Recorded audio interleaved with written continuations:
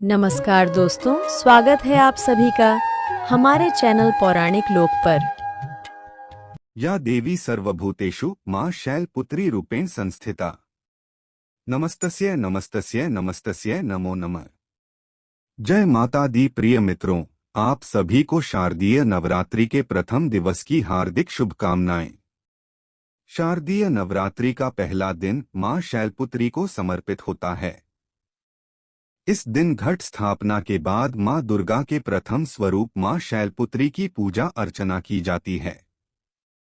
पौराणिक मान्यताओं के अनुसार माता पार्वती पर्वतराज हिमालय की पुत्री हैं और इन्हीं का एक स्वरूप माता शैलपुत्री का है। शैल का अर्थ है हिमालय और पर्वतराज हिमालय के यहाँ जन्म लेने के कारण इनका नाम शैलपुत्री पड़ा। माता शैलपुत्री का स्वरूप बेहद शांत और सरल है। माता के एक हाथ में त्रिशूल और दूसरे में कमल शोभा देता है। मां अपने नंदी नामक बैल पर सवार होकर संपूर्ण हिमालय पर विराजमान हैं, इसलिए माता शैलपुत्री को वृषोरूढ़ा और उमा के नाम से भी जाना जाता है। यह वृषभ वाहन शिव जी का ही स्वरूप है। माता शैलपुत्री समस्त वन्य जीव जंतुओं की रक्षक भी मानी जाती हैं। माता शैलपुत्री ने घोर तपस्या करके भगवान शिव को प्रसन्न किया था और पति स्वरूप में प्राप्त किया था। मां शैलपुत्री के अधीन वे समस्त भक्तगण आते हैं जो योग, साधना, तप और अनुष्ठान के लिए पर्वतराज हिमालय की शरण में जाते हैं।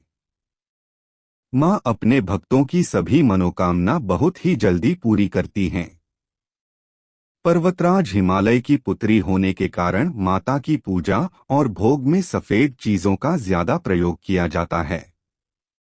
माता को सफेद फूल और सफेद वस्त्र, इसके साथ ही सफेद मिष्ठान के भोग भी अर्पित किए जाते हैं। माता शैलपुत्री की पूजा करने से कुंवारी कन्याओं को सुयोग्य वर की प्राप्ति होती है और घर में धन धान्य की कमी नहीं होती है। तो चलिए मित्रों, माता रानी के चरण कमलों का ध्यान करते हुए सुनते हैं माता शैलपुत्री की कथा महिमा। पौराणिक कथाओं के अनुसार सती प्रजापति दक्ष की पुत्री थीं। दक्ष ब्रह्मा के मानस पुत्र और एक प्रमुख प्रजापति थे। दक्ष को उनके ज्ञान और शक्ति के लिए जाना जाता था। उनके कई पुत्र पुत्रियां थीं, जिनमें सती सबसे प्रिय और सुंदर थीं। सती अपने जन्म से ही एक असाधारण योगिनी थीं और देवी शक्ति का अवतार मानी जाती थीं। सती के जन्म से पहले ही उन्हें भगवान शिव के प्रति एक आकर्षण और दिव्य प्रेम था। हालांकि उनके पिता दक्ष सती के इस व्यवहार और शिव जी से विवाह के सख्त विरोधी थे। दक्ष का मानना था कि भगवान शिव, जो कैलाश पर्वत पर तपस्या में लीन रहते थे, अर्धनग्न और भस्म लगाते थे और इसलिए वे उनकी पुत्री के योग्य नहीं थे। और वहीं शिव न किसी शाही वैभव में रहते थे, न ही वे सांसारिक इच्छाओं में रुचि रखते थे। परंतु माता सती के हृदय में भगवान शिव के प्रति असीम प्रेम और समर्पण था। उन्होंने बचपन से ही भगवान शिव को अपना पति मान लिया था। जब उन्होंने विवाह की उम्र प्राप्त की तो उनके पिता दक्ष ने उनके लिए कई योग्य वरों का चयन किया, लेकिन सती ने सभी प्रस्तावों को ठुकरा दिया। उन्होंने यह घोषित कर दिया कि वे केवल भगवान शिव को ही अपने पति के रूप में स्वीकार करेंगी।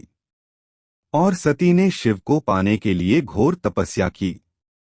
उनकी तपस्या इतनी कठोर थी कि देवताओं ने इसे सफल बनाने के लिए भगवान शिव से माता सती को पत्नी के रूप में स्वीकार करने का अनुरोध किया।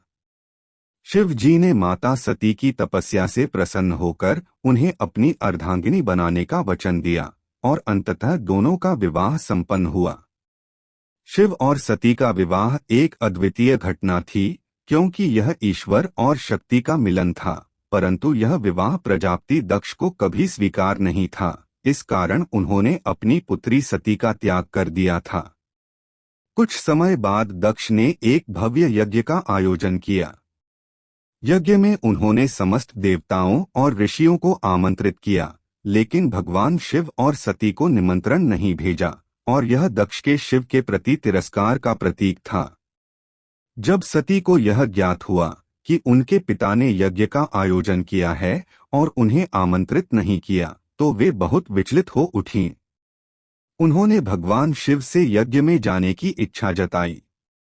शिव जी, जो योगी और सर्वज्ञ थे, ने सती को समझाया कि बिना निमंत्रण के उनके पिता के यज्ञ में जाना उचित नहीं होगा, क्योंकि यह उनके और उनके पिता के बीच संबंधों में और कटुता ला सकता है।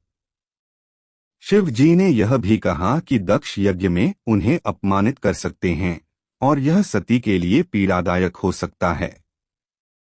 लेकिन माता सती अपने पति के तर्कों को सुनने के बावजूद अपने पिता के यज्ञ में जाने के लिए दृढ़ थीं। उनका मानना था कि वे अपनी उपस्थिति से सब कुछ ठीक कर लेंगी। अंततः शिव जी ने सती को यज्ञ में जाने की अनुमति दे दी, लेकिन उन्होंने अपने गणों को उनके साथ भेजा ताकि वे सती की रक्षा कर सकें। जब सती अपने पिता दक्ष के यज्ञ स्थल पर पहुंची तो उनका स्वागत वैसा नहीं हुआ जैसा वे सोच रही थीं। अपने पिता के घर पहुंचने पर केवल उनकी माता ने ही उन्हें प्रेम पूर्वक सम्मान दिया।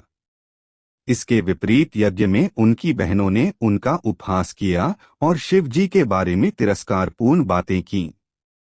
यज्ञ में उपस्थित अन्य देवता भी कुछ न बोल सके, क्योंकि यह दक्ष का यज्ञ था और कोई भी उनके विरुद्ध कुछ कहने का साहस नहीं कर रहा था। सती ने अपने पिता दक्ष से सवाल किया कि उन्होंने भगवान शिव को यज्ञ में क्यों नहीं बुलाया। दक्ष ने उत्तर दिया कि शिव किसी सम्मान के योग्य नहीं हैं। दक्ष ने भगवान शिव को असुरों के गुरु और विध्वंसक कहा, जो न किसी सामाजिक मर्यादा का पालन करते हैं और न ही वे किसी नियम को मानते हैं। दक्ष के ये अपमानजनक वचन सुनकर सती को गहरा आघात पहुंचा। अपने पति के इस अपमान को सहन करना सती के लिए असंभव हो गया। उन्होंने वहीं यज्ञ कुंड में अपने प्राणों की आहुति देने का निर्णय लिया। सती ने योगाग्नि द्वारा अपने शरीर को जला लिया और इस प्रकार अपनी जीवन लीला समाप्त कर ली। जब भगवान शिव को सती की मृत्यु का समाचार मिला तो वे अत्यंत क्रोधित हो गए। शिव का यह क्रोध अत्यंत ही विश्वविनाशक था। उन्होंने अपने गणों को भेजकर दक्ष के यज्ञ को नष्ट करवा दिया। इस दौरान भगवान शिव ने अपने एक गण वीरभद्र को आदेश दिया कि वे दक्ष का सर काट कर ले आएं। और ऐसा ही हुआ। वीरभद्र ने दक्ष का सिर काटकर यज्ञ को विध्वंस कर दिया। इसके बाद भगवान शिव सती के जलते शरीर को उठाकर पूरे ब्राह्मण में विचरण करने लगे। उनके इस विलाप ने पूरे संसार को संकट में डाल दिया। भगवान शिव के क्रोध से सृष्टि का संतुलन बिगड़ने लगा और यह देखकर देवताओं ने भगवान विष्णु से प्रार्थना की कि वे शिव को शांत करें। भगवान विष्णु ने अपने सुदर्शन चक्र से सती के शरीर के टुकड़े कर दिए, जिससे उनका शरीर अलग अलग स्थानों पर गिरा। उन स्थानों को आज शक्ति पीठ के रूप में पूजा जाता है। सती के त्याग और बलिदान के बाद वे अगले जन्म में पर्वतराज हिमालय के घर पुत्री रूप में जन्मी। इस बार उनका नाम शैलपुत्री रखा गया। शैलपुत्री ने भी बचपन से ही भगवान शिव को अपना पति मान लिया था और उनकी घोर तपस्या की। उनकी तपस्या के प्रभाव से भगवान शिव ने फिर से उन्हें अपनी पत्नी के रूप में स्वीकार किया। यह जन्म सती का पुनर्जन्म था और अब वे शैलपुत्री के रूप में देवी दुर्गा के 9 रूपों में प्रथम रूप मानी जाती हैं। उनका यह रूप साहस, शक्ति और धैर्य का प्रतीक है। कथा समाप्त हुई। बोलिए मित्रों, माता शैलपुत्री की जय।